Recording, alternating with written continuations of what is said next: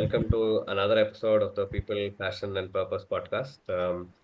Very interesting, series of events that has led me to meet Sona Sarovar ma'am and also the founder of the Sona Sarovar Trust. And I've had like very interesting conversations in the last 2 days with ma'am, and now officially being part of this podcast is very interesting. Welcome, ma'am. Welcome to the podcast. So you said the first time we met, the Sona in is the sleep and not the gold.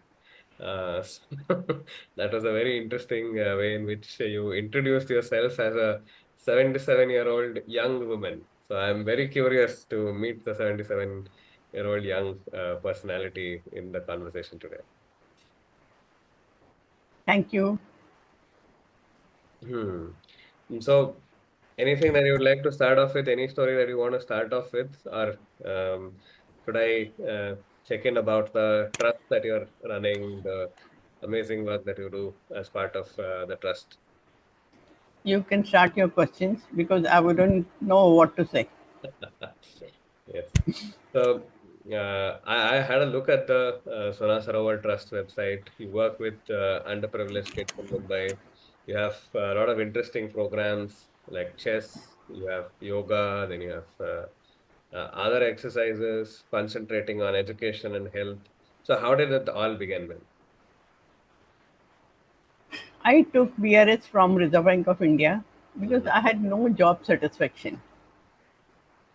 Although I was getting very good pay, perks, everything was good except for the job satisfaction. So as soon as pension scheme came, I took BRS and retired. After retirement, again another question. Now what to do? Then I started giving tuition. I also invited our vegetable vendors kids to come and learn. The problem was they saw free lift, so they would go up and down many times. They would ring each and every bell and they would run away. So I got a notice from the society not to entertain them. Now again I was stuck. Now what to do? How do I start my career after retirement?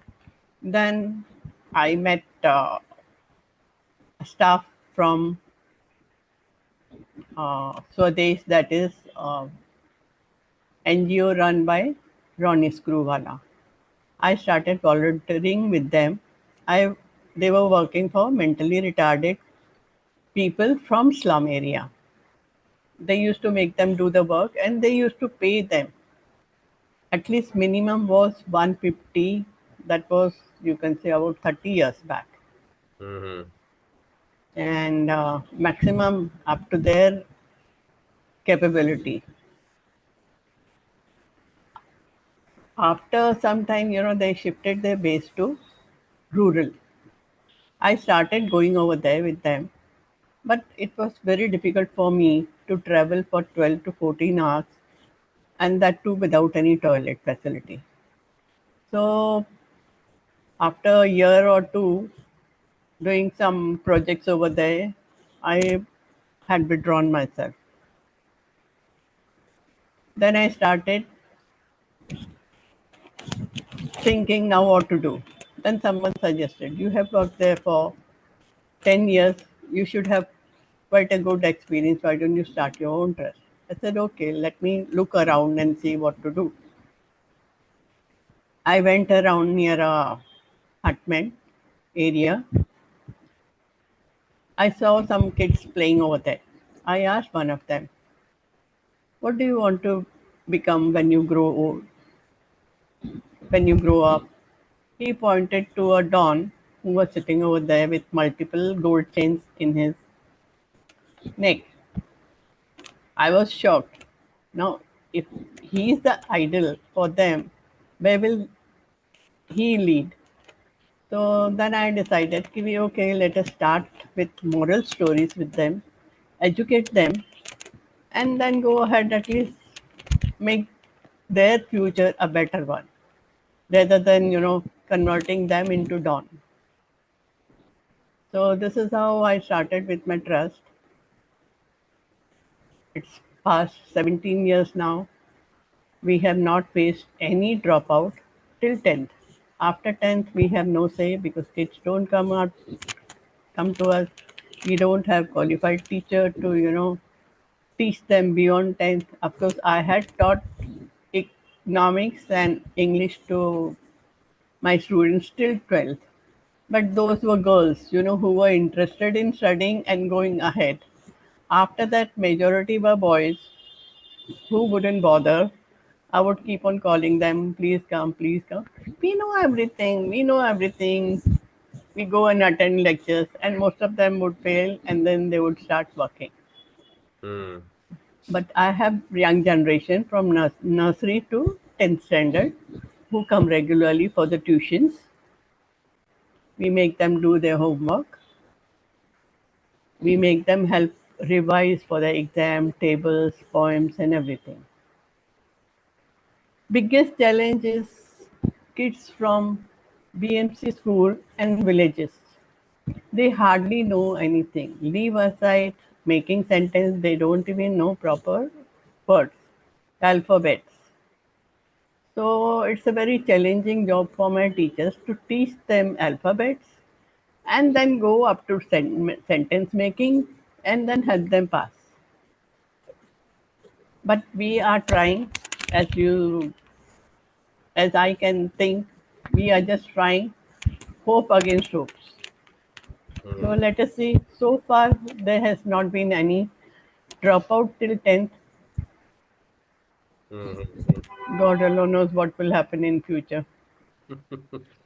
So, if I am to ask you, so how is your day from the beginning to the evening? So, how do you spend time? I have no problem because I keep on thinking about my trust. Hmm. I don't have to do anything at home. I have a full time maid who keeps on hovering on me, irritates me. She doesn't even allow me to pick up even a cup of tea for me, leave aside making. So I don't have anything else to do rather than, keep on thinking what I can do best for my trust. So morning till evening, even during lockdown, I never went to the slum area for 2.5 years, but I was busy sitting at home, you know, bargaining with vendors, approaching donors, making arrangement. So it was a full. It's for me. It's a full time job. Sometimes I feel even 24 hours are less for me. Yeah, so I was reading an article that was also on the website of the trust saying after Nani is retired is when Nani's gotten busy. So more busy than when you were Yeah, in at office. least there I was busy physically. Now I'm busy mentally. Mm. And running an organization, and like anytime the first thing that a space will come for is in terms of fundraising. So how have you been able to raise funds for the trust? So far, my friends and my family have helped, but I hardly get any funds from corporates. Once in a while, someone wakes up and then gives me something, but that's all. It's not in continuity. Mm. Mm. So every day I get up, I think now how to start begging. Mm. When I was graduating, I had done in I had taken entire economics. So there, we had a one chapter about begging. So we came to know different types, different ways how these beggars beg. So I have adopted few of them in my procedure, in my policy. So early in the morning, I start thinking now which is the topic where I can beg. So sometimes I get fun, sometimes I don't get. So, and especially after lockdown scenario is quite bad. Mm.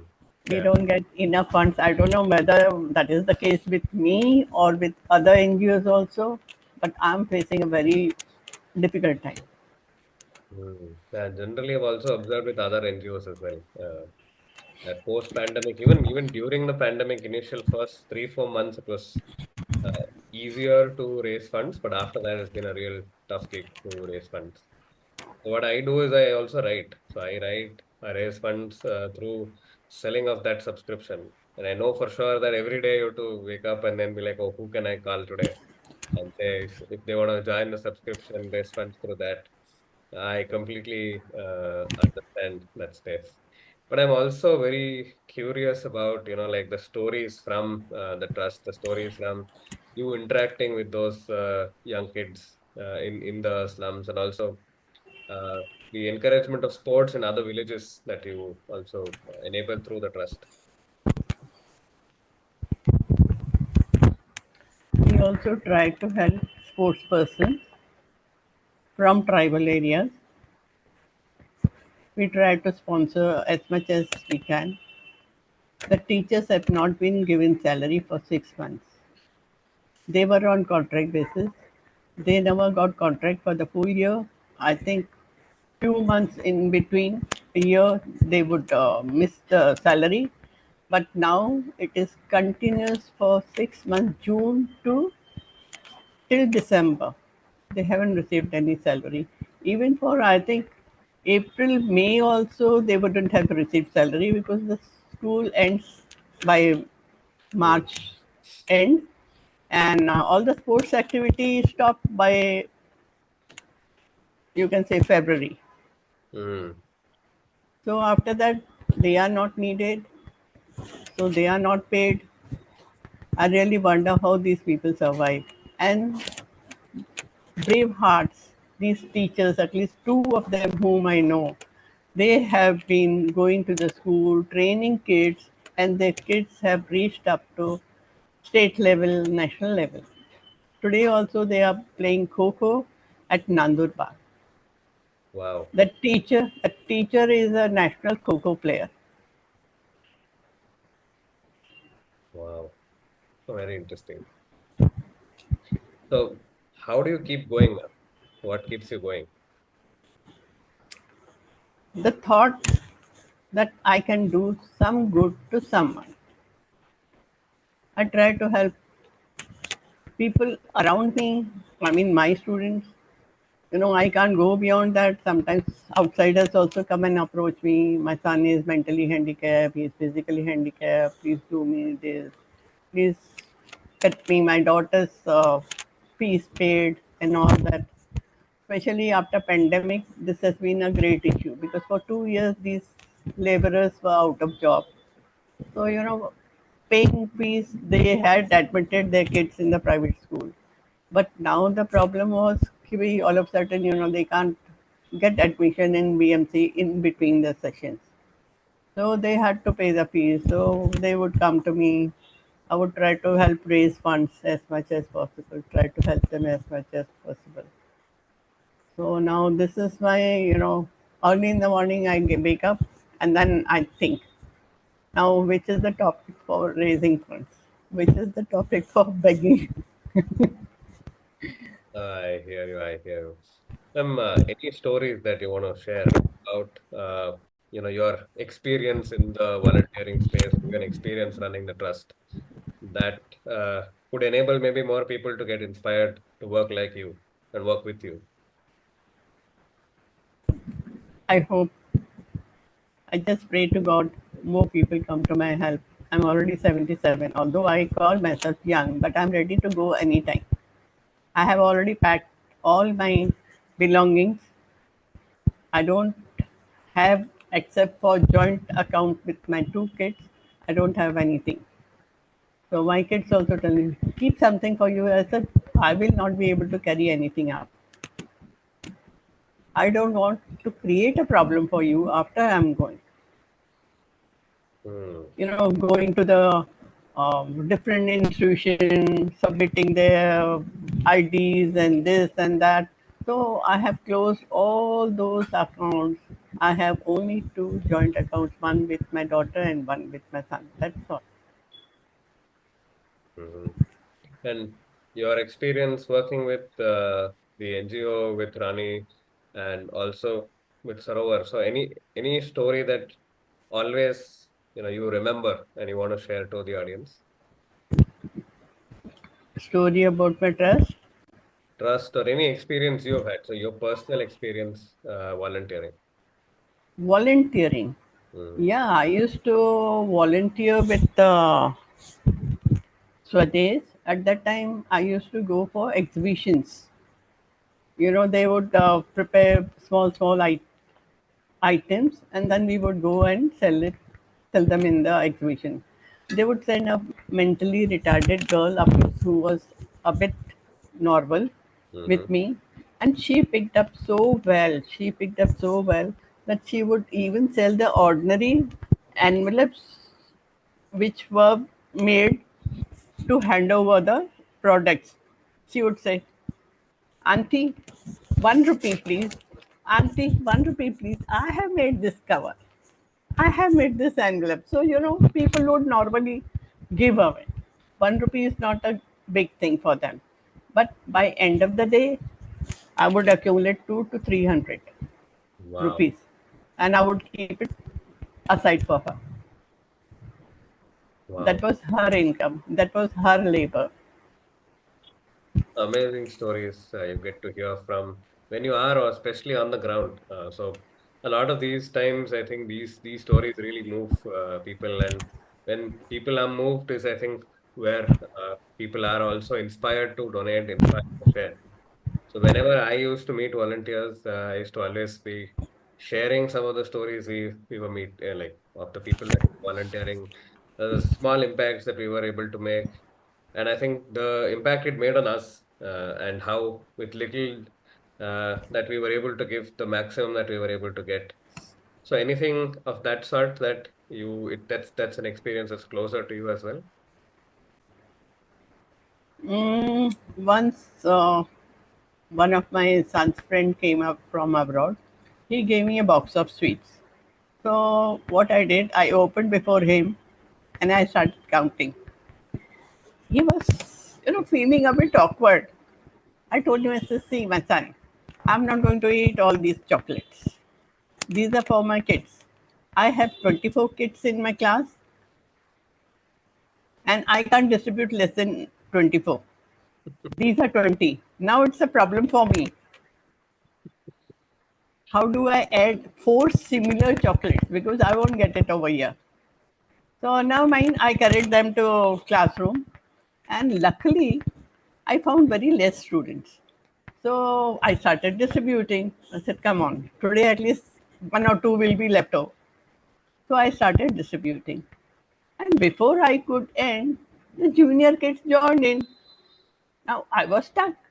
I didn't know what to do. So I just stopped. One of the girls realized my dilemma and she said, "Nani, don't worry, we'll share." And you won't believe, I didn't get a single complaint. No one ever told me that we got half or we got less. Who shared with whom? I don't know. I just handed over the remaining packet to that girl. I said, "Now you handle." Wow, beautiful. I think it really moved me to, like this story is really moving. So thank you for sharing that. And yeah, I because this sharing concept is also something that kids in areas where they may not get a lot of these external spaces like gifts, chocolates, foods. A lot of sharing is inbound, and sometimes we're almost learning more. Like the exchange is happening more from our end towards our end than whatever we're giving, and that's always a beautiful space. So whenever you feel like you are looking at new ways of fundraising, and this is maybe something that you should look at, sharing your own experiences of how you have over many years of volunteering, working with the trust, working with many individuals who inspire you and keep on inspiring you to move forward. Yeah. So any other stories? I am somebody who's a kid in front of a grandma. I am always expecting good stories. Okay. Can I tell you a story of my dad, my Sure, father? sure, Yeah. sure. Have you seen movie Sholay? I haven't, but I've heard of the famous dialogues. Which one? कितने आदमी थे बस बस. Yes, कितने आदमी थे. That is the dialogue I remember now because of my father. My father was once posted to a village up where dacoits used to come and collect booties. They would come, they would post the one paper with their demands, Mm-hmm. whatever they needed, the date, time, place, everything would be written over there with the warning not to step out of the house when we are collecting our booty. Mm-hmm. So within few days, the decoy came, and the villagers were very tense. My father said, "What is this? All this hurry about?" That panchayat fellow, zamindar said, "कि साहब अभी वो लोग आएंगे जितना उन्होंने मांगा है whatever they have asked we have to give, Mm-hmm. otherwise they'll create havoc in our village, so I'm running around to collect all those things." My father was confused. I said, "What is this all this about?" Then one fine day, those people came. They were collecting their booty. One deaf fellow stepped out. The dacoit shouted at him, "Stop!" But since he couldn't hear, he kept on moving. He was shot dead. No. Yeah. They collected their booty and they went away. My father was very upset. He wrote to the British government, if this is the position in this area, I need help. I need people to come and protect these. I said, okay, you will inform us a day, as soon as you get a notice from those records. My father said, okay, but then I must get horse mounted, you Mm-hmm. know, groom, because those people come on horse. So in order to follow them, or in order to handle them, we need horse-ridden people. They said, okay. They said, okay, we'll provide you a day before they are ready. They want to come. My father said, okay. The next time when they got the notice from the dacoits, my father wrote to British government, "Ki this is the date they are planning to come." They said, okay, we'll send our people one day before. My father was relaxed. Keep once they have committed, they'll definitely send. Now some insider went and told the dacoits that government is providing them shelter, means security. So they started 2 days earlier. Nah. 2 days earlier. And then Mm-hmm. one fellow came running to our house and then he knocked on our door and then told my father, "Dacoits are already on way. I can hear the, running horses coming to our village." My father got out, he mounted a horse and then he trotted towards them. Dacoits said, thought that government has already provided them the security, so he must have means the whole security must be following us. They all returned back and never turned up again. So my father came back empty-handed, and everyone was scared. They didn't even dare to open the door for a long time. And then when they said when they didn't hear any gunshots, they they started peeping, and then they all came out. He said they asked my father where the records. He said they've gone back.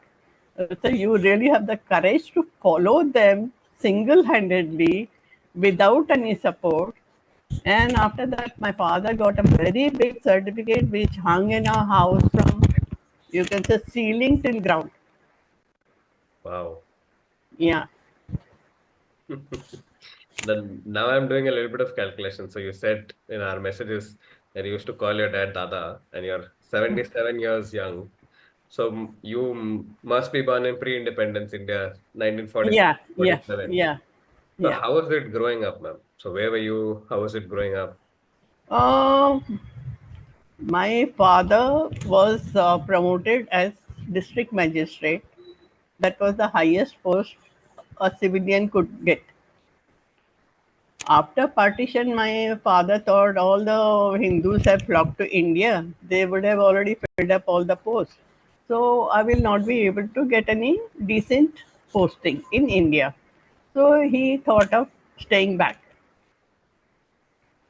Within a year, he realized his mistake because all the Muslims started getting promoted and he was left behind. And so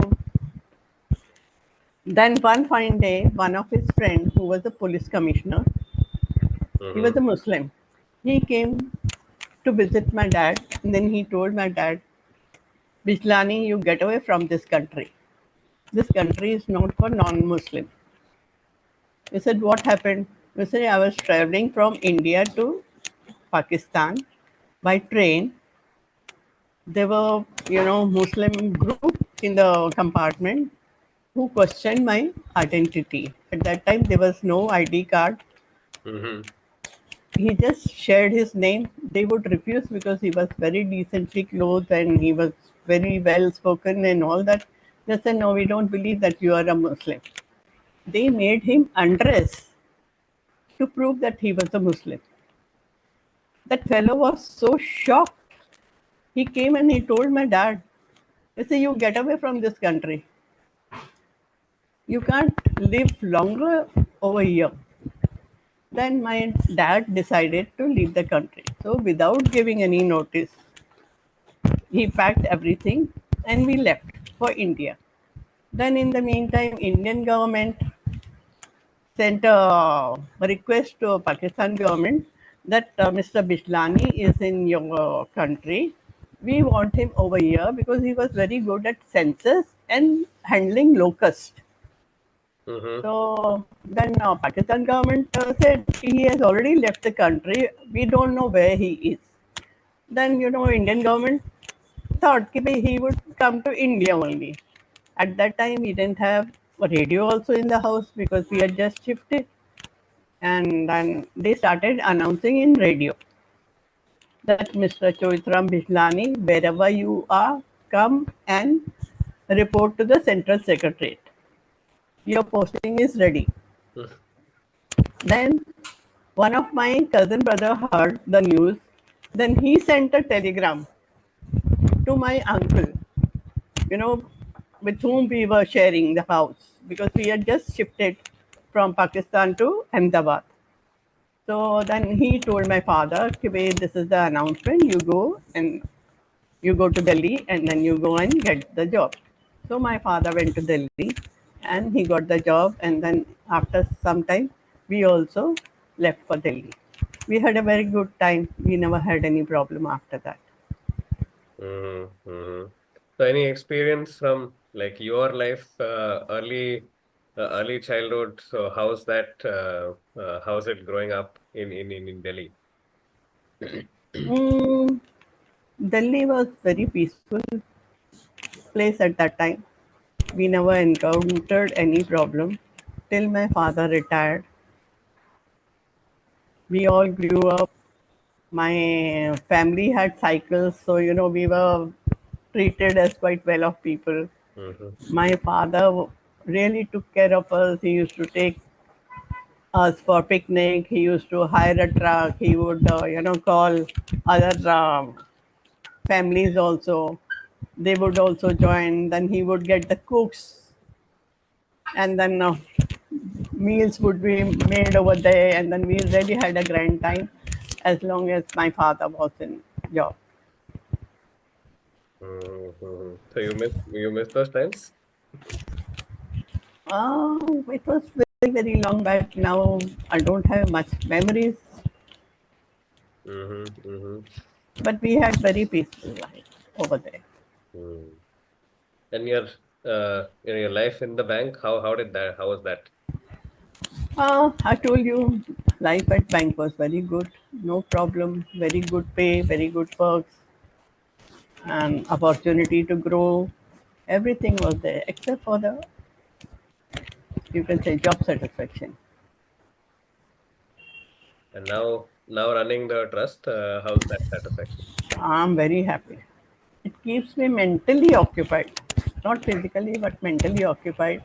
I'm happy. Mm-hmm. What do you gain from this experience? I know where I'm taking you. Just what do you gain from this experience of volunteering?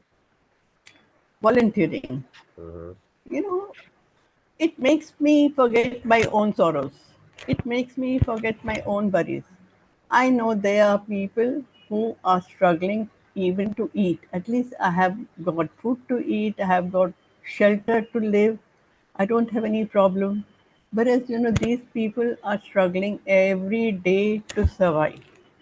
So I feel giving, it's a shame that we keep on cribbing on our lack of funds or lack of opportunities. Look at them. These kids, they are struggling every day and still they are so happy. They keep on laughing. I really feel ashamed at myself. कि Why should I feel depressed for nothing? I fractured my leg. Okay, I fractured my leg. Doctor will treat it. It will take few months. I'll get over it. Again, I'll start walking. What's the big deal about it? Why should I sit and cry over split milk every day? Mm.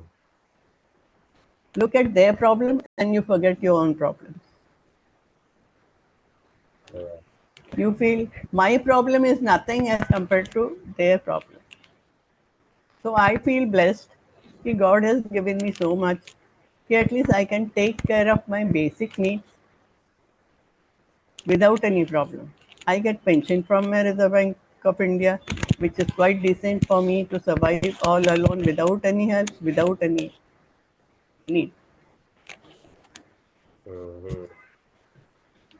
Yeah, absolutely. And looking at their way of life and how they continue to find joy in times when lot of things are not working for them is something that really is an amazing aspect of volunteering, running a this thing. So, what shifted for you when you were say volunteer as part of uh, say the previous organization with Ronnie, and now when you start doing your own as a trust, so what shifted for you? Struggle is more. Mm-hmm. There I was just, helping, doing what I was told. Mm-hmm. Here I have to tell everyone what they should do. So every day it's a, mental calculation for me. Every month I hold meetings with my teachers. Although I go 2 3 times in a week. Earlier I used to go daily before pandemic. During pandemic they didn't allow me to come, but now at least I go twice thrice a day. Teachers tell me, "Auntie, please don't come. When you come, kids get so excited they forget to study."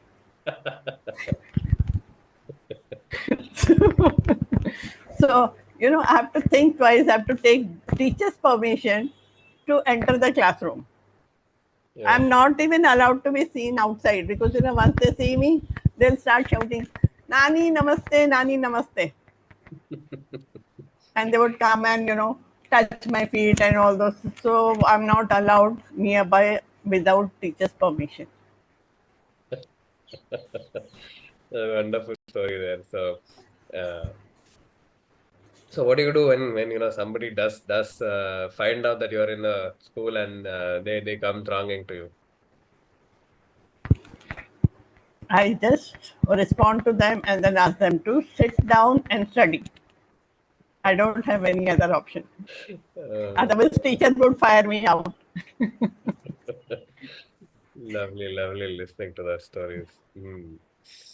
So if you want to share a message to say a larger audience and to the world as the 77-year-old young person, what would that be? I always say, don't look up, look down. Mm-hmm. You have one car, you'll ask for more, bigger car. You'll ask for more cars. look at their condition, try to solve their problem, and your problem will be solved automatically. You will be so mentally relieved, you will be so mentally happy that you will not ask for more things. You will not crib for what you don't have. Although I must say, कि भाई, everyone has to strive to go ahead in life, but that doesn't mean cribbing and longing for the things which are beyond you. Wow. Keep on struggling, keep on working, but keep on helping other people who deserve help. So beautiful. And to the needy, and when you give donation, always ask for donation receipt. Ensure that it is going to the right trust. It is going to the right person. Oh, yeah, absolutely. And yeah, I think very, very beautifully put. Don't look up, also look down. I think that's a takeaway I take from this session as well, and I hope others who are listening to it, viewing this also take that. Always a joy talking to people who are in the volunteering space, who are in the space of empathy, contribution, and this thing. So I'm also curious, ma'am. So I know of the two sides. One is, like your uh, dad's story, your story in terms of volunteering, yeah, the Reserve Bank space. Any other passions, interests that you have?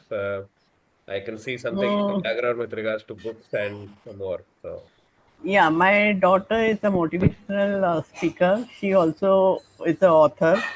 She has written about 15 books and she has received 44 international awards.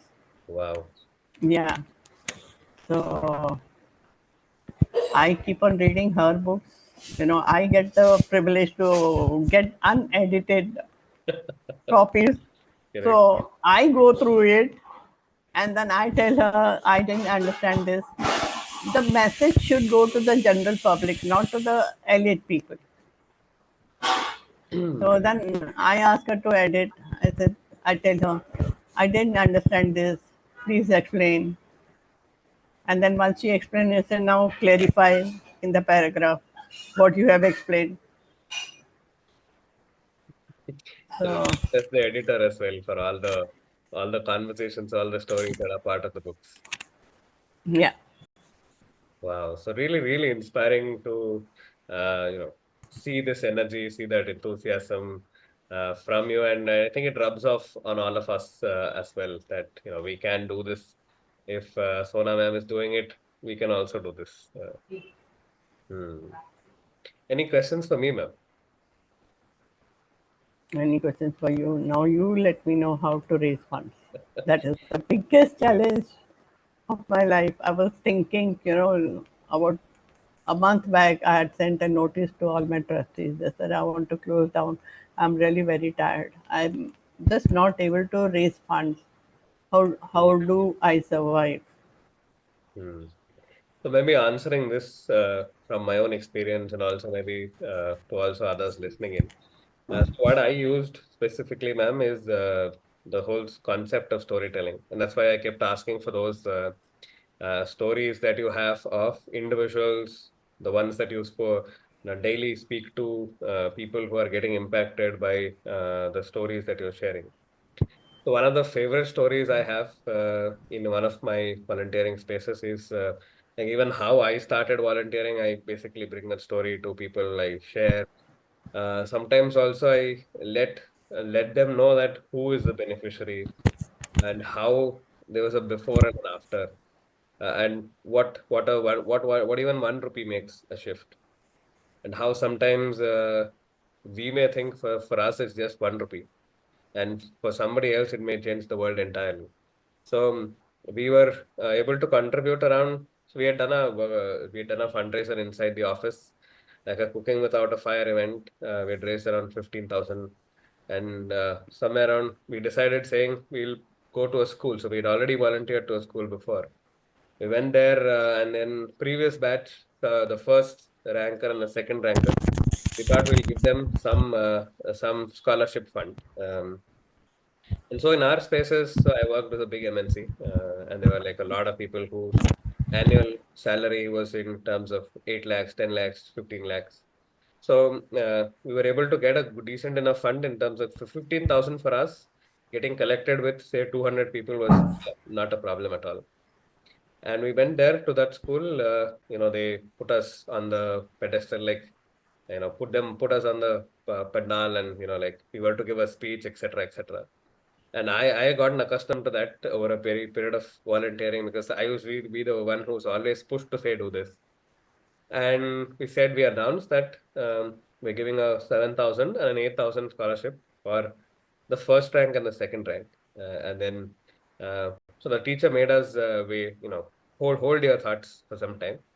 I will make the announcement, and she made the announcement after all the other awards from the local politician, local school students, etc., etc., came by. And when we said this is the one, this is what we are contributing, the teacher announced it on stage. We had an 8 minutes of uninterrupted clapping, and Wow. that was crazy. Like I never expected that. And the reason was that whoever was the first ranker, so her dad was actually like a person who cuts hair. And maybe if you're in a city, if you are getting people on a constant basis, you have some money through that. But he was somebody who was a barber in a small village of around 40-50 people. So even if every day somebody is getting their hair cut, it's just 50 people coming in daily. And he is not charging much. And they're in a hut, and there are 5-6 people who are in a hut. For them, this 8,000 was an I know, entirely very new big world. amount. Was an entirely new world, a very big amount. And we said, and for her, it would move her 2 years fully without having to pay any fees in a government college. And we didn't know that. For us, it was like an 8,000 thing. Like, oh, we thought it was less. We were a little guilty after the fact, saying, "Oh, we could have maybe done more." And these stories, when I tell people, uh, automatically, I don't know, purses will open, and people do see change. And I always bring the stories back to people, saying, "This is what happens." I volunteered. And I think also, maybe now that I've met you, I'll also use the opportunity of meeting you and your own story as an example, and saying, if you can do it, then there are others who can still do it. So if you are still fighting for something that you believe in, you can always make that difference to people. So very simple stories will always inspire, and when people are inspired, you never know what's going to come from them, and inspiration keeps on shifting. So, and I was a little, I was also moved when you shared the story about that young lady who was also selling those envelopes alongside. So these stories are what can inspire people to contribute. Long answer to a short question, but I hope I've added some value to you listening to this, and also anybody who's listening to this. Yeah, Thank you so much for absolutely. giving me this opportunity. Absolutely, ma'am. I think I should thank, I don't know how this reached you as to how I was looking for a podcast guest. But somewhere I do believe that sometimes the universe puts us in touch with people at the right time in the right place.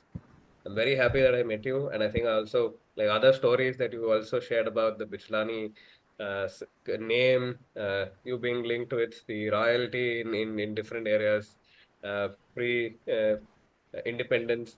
I think maybe there's another podcast in there somewhere. So we can always catch up once again for another podcast. Absolute joy to listen to you, and I think that inspiration has uh, flowed through the screen, and then I've had a very enriching conversation with you. Thank you so much. Thank you. Thank you. God bless you. Thank you.